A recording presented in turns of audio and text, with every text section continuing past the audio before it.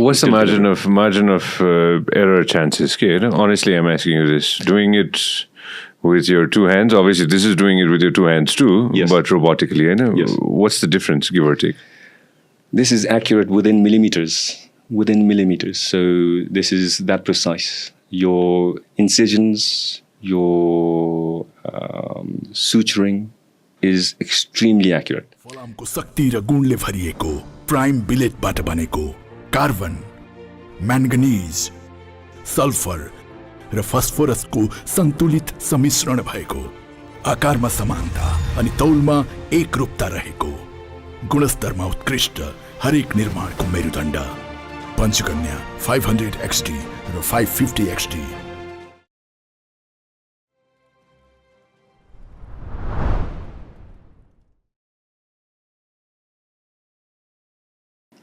So, give me a timeline. You left Nepal in 1990?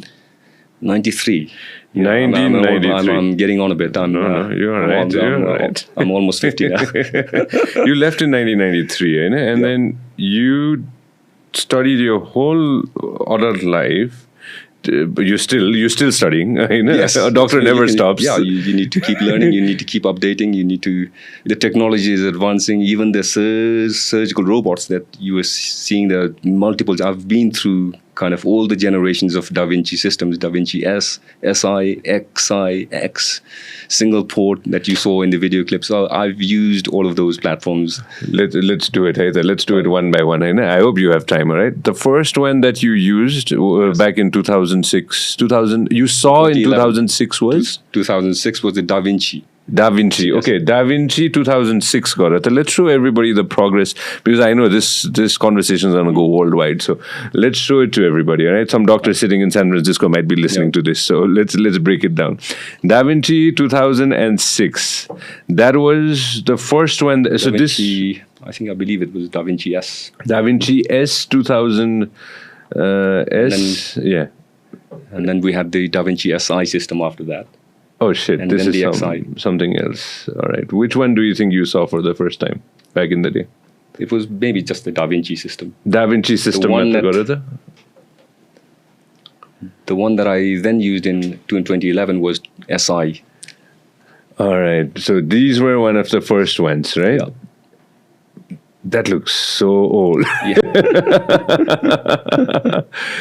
Yeah, and you can understand the skepticism, right? Of course. Look at all the computers and all the jargons there. All right, now let's cut to 2011 when you operated on it for the first time in the UK. Yes, I was learning as I was beginning to get some hands-on. What was the system called? SI. Da Vinci System SI 2011, right? Mm-hmm. Let's see, 2011. So this is the one. It looks a little bit more pristine. Yeah, this is more sorted out, a little bit from the future. It's like looking at different generations of cars, like models of cars and bikes or what have you. So there are refinements. It's just not the aesthetic. It's just there are designs to make it more ergonomic, more comfortable for the surgeon too. In terms of the headrest and I know, I see the chair. I can understand from that chair itself. That's some of the best chairs in the planet. And the latest Da Vinci system, which obviously has just come around in the last few years, and I've been in Nepal for 5 years, so I've not used that one yet, has a mobile phone kind of do the Da Vinci system 2020 ko gara na 2020 ko hera na aba haina, then you will know exactly the latest one 5 years man. These are the ones that you used. These are the latest ones that probably you used then. So the SI is still the old one. Okay. And the XI after that. XI. So these are the new ones. That looks something out of a sci-fi movie. Very, very interesting. Very, very interesting. 2025 got it. The Da Vinci system. What is it called now? Da Vinci 5. 5. There you go. Da Vinci 5. V. 5. Yeah, there you go. This is the one. This is the latest system, American system, the ones that come from the US. Yeah. So this is even more ergonomic. I haven't used this one because this is the latest one. You've been here? I've been here for for 5 years but now. I've used all the ones before that one. So here the headrest is also more upright to make it more ergonomic. So what kind of operations do you do with this? Give me a ballpark, something that you do it in a very regular basis. Yeah. So in Nepal, kidney operations are very common. So kidney removal, kidney mainly for cancer, but also if the kidney is non-functioning, it's troublesome because of previous infections or for whatever reason, blockage or stone disease. Yeah. It may be non-functioning, causing problems. Then you need to remove the kidney. That's called simple nephrectomy. So that's also quite common finding in Nepal. So if you need to remove the kidney, you can do this robotically. If you need to remove part of the kidney, because there's a growth which doesn't require removal of the whole kidney, then you can just remove that part robotically and then join the kidney back again. So that's called nephron sparing or kidney sparing operation, which is obviously much better for the patient. And this is something that you can tackle robotically, right? So if you try and do that laparoscopically for more large endofitting, meaning it's kind of growing inside the kidney, then it becomes technically very challenging. Yeah. So that kind of more technically challenging operation becomes more doable, more successful robotically. And you've removed just the cancer, and protected the rest of the kidney, which is good for the patient, right? So of course you'd want that, and the recovery time is going to be shorter too, compared to big open cut or compared to laparoscopic, where you may end up having to remove the whole kidney because it's more technically challenging to put it all back together if there's bleeding or for whatever reason it seems more invasive or growing into the kidney. Then you need to remove the whole of the kidney. But if you do it robotically, you've got a very good chance of being successful, even for what looks like, technically this may be a problem. What's the margin of error chances? Okay, honestly, I'm asking you this. Doing it with your two hands, obviously this is doing it with your two hands too, but robotically. Yes. What's the difference, give or take? This is accurate within millimeters. So this is that precise. Your incisions, your suturing is extremely accurate. And one of the other advantages that robotics also offers is that unlike compared to laparoscopically, once you're inside, the instruments there's tremor filtration. So there's no shaking of the instruments either. So it is extremely precise. You can suture with your left hand, right hand, perfectly. So it's extremely precise. Okay, this is for my tech fanatic friends all around the world. In another 20 years, when we sit like this together, yes, do you think you will be needed to do that operation? Or will you, with your own hands, or will you be needed just to observe in another 20 years? Very interesting question. And I think that's the kind of $1 billion question right there. I think the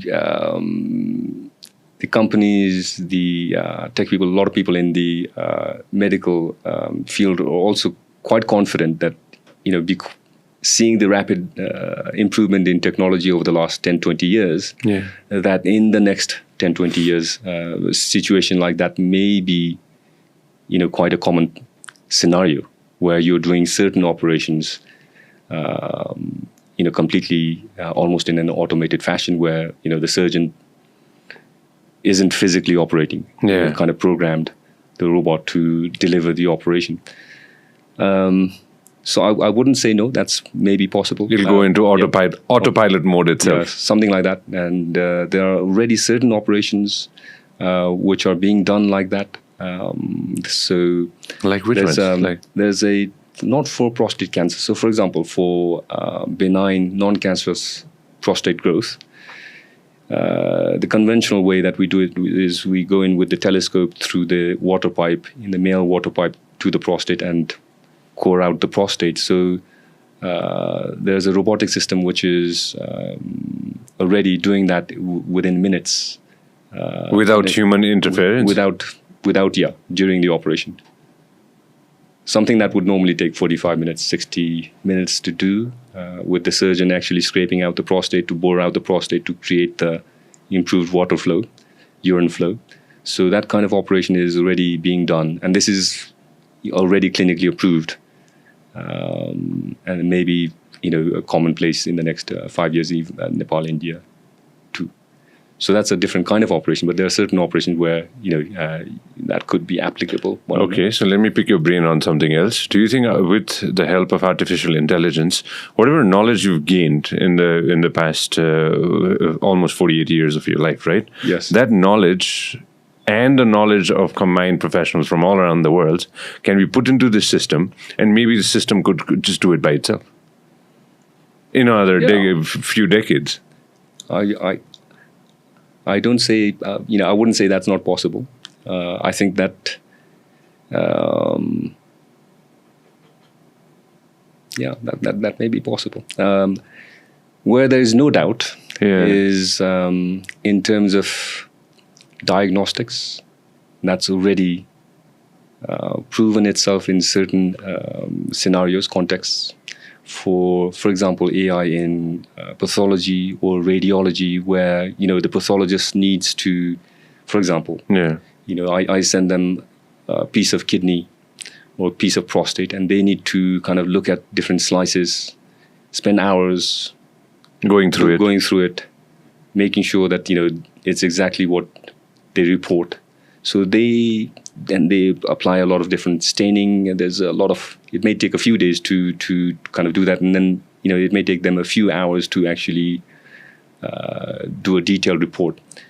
That process is already being kind of streamlined and made more efficient through AI. Right? So for example, that's pathology.